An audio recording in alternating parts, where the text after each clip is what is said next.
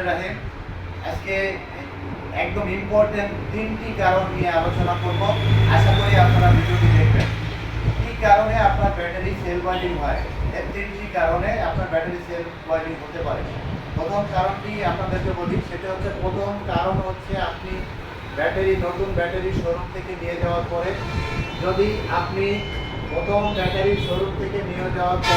আপনি ব্যাটারিটি ভালোভাবে চার্জ করাতে না পারেন, তার মানে আপনার যদি চার্জারে প্রথম থেকেই কোনো সমস্যা থাকে, যে ফোর্সে আপনার ব্যাটারিতে সরবরাহ করা দরকার ওই ফোর্সে আপনার ব্যাটারিতে চার্জ সরবরাহ করতে পারেনি, অথবা আপনার ভোল্টেজ ভালো না, ব্যাটারিতে সরবরাহ করতে পারেনি, অথবা আপনার লাইনে আপনি যে লাইন থেকে আপনি ব্যাটারিটি লাইন টেনেছেন সেটা আপনার যেখানে ব্যাটারি আর যেখান থেকে আপনি টেনেছেন অনেক দূরে, যে কারণে আপনার ব্যাটারিতে চার্জ দিতে পারেনি।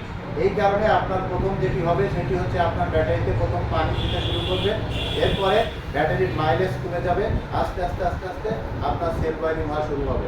নাম্বার 2, আপনার ব্যাটারিতে কিভাবে সেল বাইন্ডিং হতে পারে। 2 নম্বর কারণ হচ্ছে আপনার ব্যাটারিতে আপনি ধরেন 12 ঘন্টা চার্জ দেওয়ার কথা, আপনি প্রতিদিন পর্যাপ্ত গাড়ি চালাচ্ছেন, চার্জ শেষ করে বাসায় আসতেছেন, কিন্তু আপনি 7 ঘন্টা 8 ঘন্টা 9 ঘন্টা চার্জ দিয়ে আপনি চালাতে চলে যাচ্ছেন। ধরে নেন আপনি প্রতিদিন যে পরিমাণ চার্জ দিচ্ছেন ওর থেকে বেশি আপনি গাড়ি চালাচ্ছেন, তার মানে প্রতিদিন আপনার চার্জ কম হচ্ছে। প্রতিদিন যদি আপনার চার্জ কম হতে থাকে, এভাবে চার্জ কম হতে হতে হতে একটা সময় ব্যাটারির লোড কমে যাবে এবং সেল বাইন্ডিং হয়ে যাবে।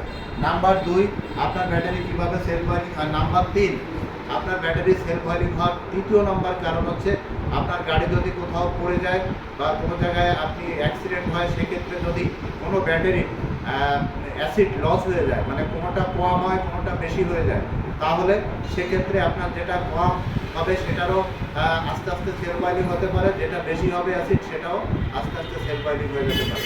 এই তিনটি কারণে আপনার ব্যাটারি সেল বাইন্ডিং হয়ে যেতে পারে। আর সেল বাইন্ডিং হওয়ার এই তিনটি কারণ আপনাকে বলে দিলাম।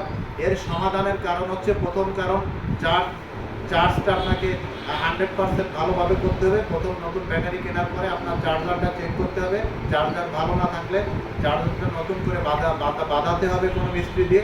যদি তা না পারেন, অরিজিনাল স্ট্যান্ডার্ড চার্জার একটা কিনে ব্যাটারিতে চার্জ দিতে হবে।